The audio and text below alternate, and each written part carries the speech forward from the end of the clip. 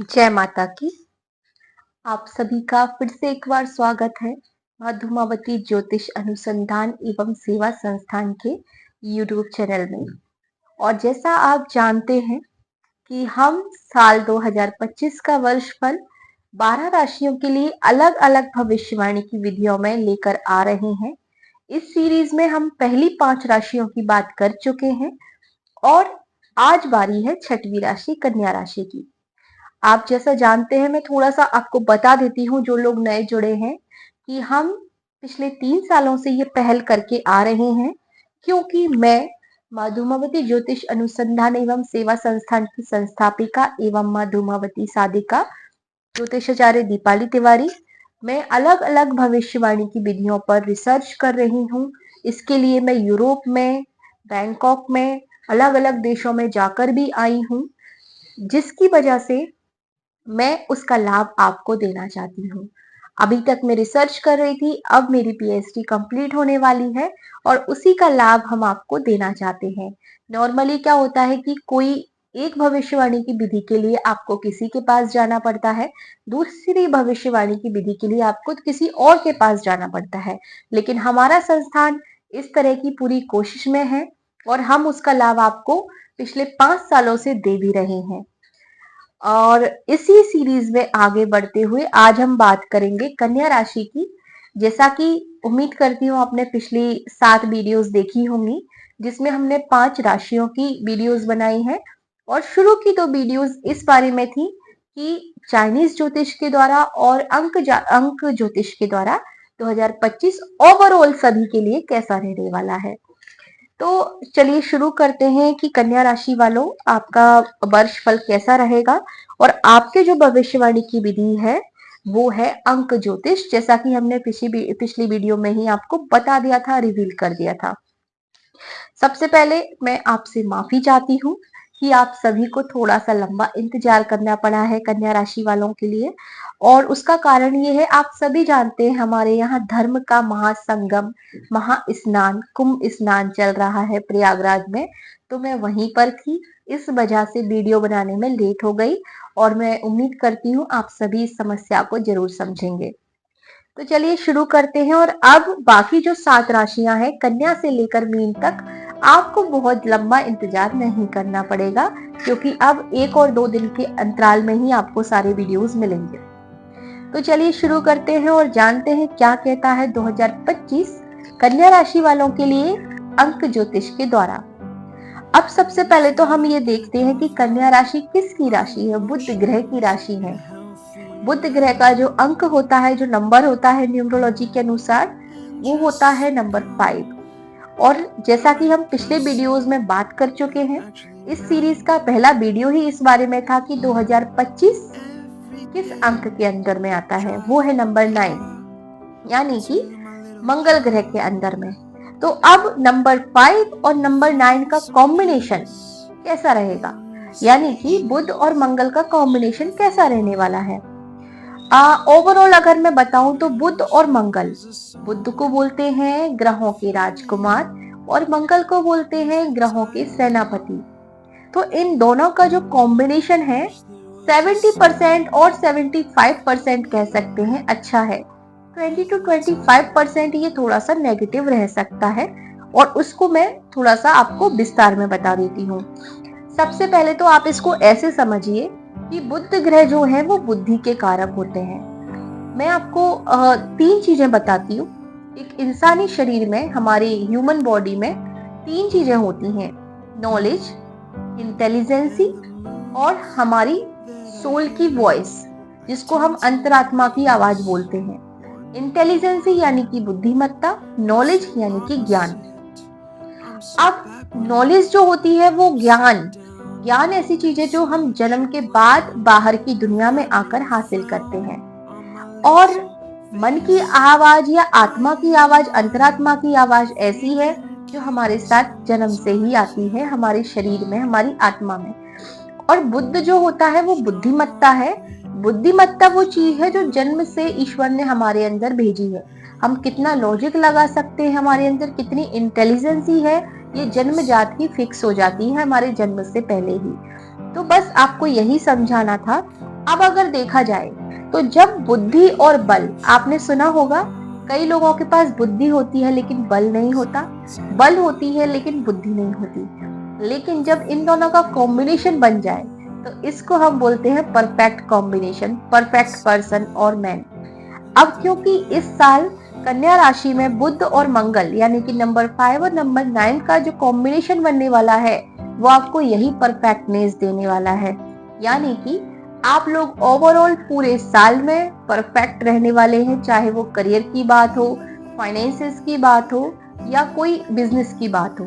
खासकर ये चीजें मैंने इसलिए बोली है कि रिलेशनशिप के लिए ये थोड़ा सा नेगेटिव रह सकता है, और कैसे वो भी मैं आपको अभी बताऊंगी। लेकिन ओवरऑल बिजनेस, फाइनेंस, करियर के लिए बहुत ही बेहतरीन कॉम्बिनेशन है, क्योंकि बल और बुद्धि अगर मिल जाए तो किस चीज की कमी रह जाती है। तो कन्या राशि वालों, आप इस पूरे साल में बहुत कॉन्फिडेंट रहेंगे, जिस भी काम में हाथ डालेंगे उसमें सफल होंगे। अगर कोई नया बिजनेस का प्लान है तो जरूर शुरू कर लीजिए इस साल। ये साल आपके लिए आइडियल साल या गेम चेंजर साबित हो सकता है आपके करियर और बिजनेस के लिए। इसके अलावा क्या होता है कि जैसे मैंने इंटेलिजेंसी की बात की, नंबर 5 बुद्ध की बात की। बुद्ध बुद्ध से प्रभावित जो लोग होते हैं, जैसे कि कन्या राशि की हम बात कर रहे हैं, कन्या राशि वाले अधिकतर अपनी जो भावनाएं हैं, अपने जो फीलिंग्स हैं, उनको बहुत ज्यादा एक्सप्रेस नहीं करते या कई बार नहीं कर पाते, क्योंकि वो फीलिंग्स यानी कि हमारी अंतरात्मा की आवाज और बुद्धिमत्ता, जैसा मैंने अभी समझाया, इन दोनों में डिफरेंस है। जब हम आत्मा की आवाज में बुद्धि लगाने लग जाए तो हम अपनी भावनाओं को बाहर व्यक्त नहीं कर पाते, करते भी हैं तो आधी अधूरी। लेकिन क्योंकि इस बार बुद्धि और बल दोनों का कॉम्बिनेशन बन रहा है नंबर 5 और नंबर 9 का, तो आप इस पूरे साल में अपनी फीलिंग्स को बहुत बेहतरीन तरीके से एक्सप्रेस कर पाएंगे, और उससे आपको फायदा ही होने वाला है, नुकसान कुछ नहीं है। साथ ही बुद्धि, जब हम बहुत ज्यादा इंटेलिजेंसी या दिमाग लगाने लगते हैं तो क्या होता है कि हम बहुत ज्यादा रिस्क नहीं ले पाते, क्योंकि हम पहले ही ओवर थिंकिंग कर लेते हैं कि अगर मैंने ऐसा किया तो ये गड़बड़ हो सकती है या ऐसा रिएक्शन आ सकता है, तो मुझे ये काम नहीं करना चाहिए। और जब बल और बुद्धि यानी कि नंबर 5 और नंबर 9 का जो कॉम्बिनेशन रहने वाला है, इस वजह से आप अपनी बाउंड्री से बाहर जाएंगे कन्या राशि वालों, और ये भी आपके लिए, ये स्टेप भी आपके लिए पॉजिटिव ही साबित होगा। आप अपने कंफर्ट जोन से बाहर जाएंगे, अपनी बाउंड्री से बाहर निकलेंगे, और उसका आपको फायदा ही होने वाला है। अब अगर हम ओवरऑल बात करें, बल और बुद्धि यानी कि मार्स और मरकरी का जो कॉम्बिनेशन है, नंबर 5 और नंबर 9 का कॉम्बिनेशन, ये करियर, फाइनेंस, बिजनेस हर तरह से अच्छा है। लेकिन जो आपके लव रिलेशनशिप हैं, जो आपके बहुत पर्सनल रिलेशनशिप होते हैं, चाहे वो पेरेंट्स के साथ हो, आपके सिबलिंग्स के साथ हो, उसमें आपको प्रॉब्लम्स आ सकती हैं। क्योंकि जब आप, क्योंकि यहाँ पे ये जैसे मैंने बोला कि ये आपको एक परफेक्ट पर्सन बनाएगा, ये आपको कॉन्फिडेंट बना देगा। लेकिन कॉन्फिडेंट और ओवर कॉन्फिडेंस के बीच में थोड़ी सी ही एक बारीक लकीर है, जिसको क्रॉस होते देर नहीं लगती, और आपके रिलेशनशिप इसीलिए इस बार, इस साल में गड़बड़ हो सकते हैं। क्योंकि जैसा मैं बता रही हूँ, बुध और मंगल का कॉम्बिनेशन अच्छा है, लेकिन जिन जिन लोगों की, जो भी कन्या राशि वाले हैं और जिनकी भी कुंडली में या उनके लोशो ग्रिड या उनकी न्यूमरोलॉजी में या उनकी अपनी लाइफ में अगर वीनस का नंबर वीक है, यानी कि नंबर 6 की अगर वीकनेस हो रही है या बैलेंस्ड नहीं है, तो डेफिनेटली आपको इससे इश्यूज होंगे लव रिलेशनशिप में। तो मैं आपको बोलूंगी कि जो हमारा माइंड है, ये 70% हमारे हाथ में होता है, 30% जो है वो अपने आप चलता है या उसको ईश्वरीय शक्ति चलाती है। तो आप अपने को ओवर कॉन्फिडेंस वाले लेवल पे ना जाने दें, आप उससे एक स्टेप नीचे ही रहिए, और थोड़ा सा अपनी बुद्धि तो आप में है ही, आप समझदारी से काम लीजिए। रिलेशनशिप के लिए ये साल मिला जुला रह सकता है। मैं ये बोलूंगी कि 70% नेगेटिव रह सकता है, 30% पॉजिटिव रह सकता है। इसको एटलीस्ट 50-50 करने पे आप जोर लगाइए। इसके बाद अगर हम बात करें, तो नंबर 5 और जो नंबर 9 का जो कॉम्बिनेशन बन रहा है, ये आपको फाइनेंस से या बिजनेस से रिलेटेड या करियर से रिलेटेड विदेश यात्राएं करवा सकता है। और विदेश यात्रा भी कई तरह की होती है, जैसे कि चंद्रमा जो होते हैं वो जल यात्रा करवाते हैं, या ऐसे किसी देश में भेजेंगे जो चारों तरफ से जल से घिरा हुआ हो, जैसे कि कोई आइलैंड या छोटा मोटा कोई, जैसे कि बैंकॉक, इंडोनेशिया, मलेशिया वगैरह। लेकिन ये जो मंगल है ये आपको हवाई यात्रा करवाता है, यानी कि कोई ऐसा देश जो कि पानी से घिरा हुआ नहीं है, ऐसी जगह पर ये आपको, मतलब जहां धरती हो, क्योंकि मंगल को धरती पुत्र बोलते हैं। और बुध और मंगल का कॉम्बिनेशन आपको ऐसे देशों में, मैं ऐसा इसलिए एक्सप्लेन कर रही हूँ कि अगर आपका ऑलरेडी कोई प्लान है और आप इस बात को लेकर कंफ्यूज है कि किस देश में जाना चाहिए, तो आपको ऐसे देश में जाना चाहिए जहां पे जो पानी से घिरा हुआ ना हो, जो सिर्फ धरती धरती से रिलेट कर रहा हो, कन्या राशि वालों के लिए, इसलिए मैं बता रही हूँ। और अगर आपको पर्सनल कंसल्टेशन चाहिए तो आप हमसे कांटेक्ट कर सकते हैं। तो 5 और 9 का जो कॉम्बिनेशन है, ये आपके जो लोग डिफेंस से रिलेटेड या कोई ऐसा काम कर रहे हैं जिसमें काफी रिस्क है, तो उन लोगों के लिए भी इस साल काफी सक्सेस रहेगी, काफी सक्सेस अच्छी मतलब मिलेगी। साथ ही जो लोग रिसर्च फील्ड से रिलेटेड हैं या स्टूडेंट है, किसी तरह की रिसर्च कर रहे हैं या करना चाह रहे हैं, या उनका बिजनेस ही इस चीज से रिलेटेड है, जैसे कि लैब वगैरह, तो उन लोगों को काफी अच्छा सक्सेस मिलेगा।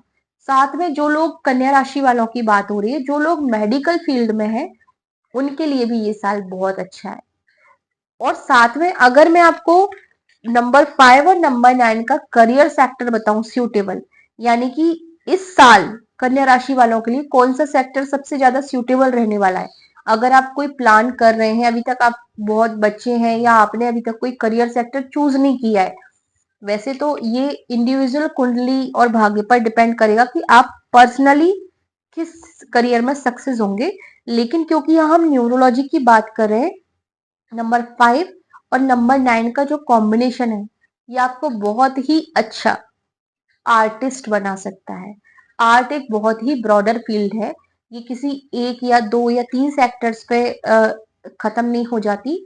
तो अगर आपके अंदर कोई आर्ट है तो आप उस पर वर्क कर सकते हैं, डेफिनेटली आपको सक्सेस मिलेगी। तो बुध राशि वालों, ये हो गया आपका साल 2025 का ओवरऑल भविष्यफल, वर्ष फल। इसके साथ हम विदा लेते हैं आपसे। और अब जो नेक्स्ट राशि जो वीडियो आएगा हमारा, वो रहेगा तुला राशि का। और तुला राशि की भविष्यवाणी हम करने वाले हैं कैंडल फ्लेम की विधि द्वारा, यानी कि ये जैसे ये एक कैंडल है, इसकी जो फ्लेम है वो जिस तरह से जल रही है, किस दिशा में जा रही है, किस तरह की आवाज कर रही है, किस तरह के रंग में है, इसके हिसाब से हम भविष्यवाणी करते हैं।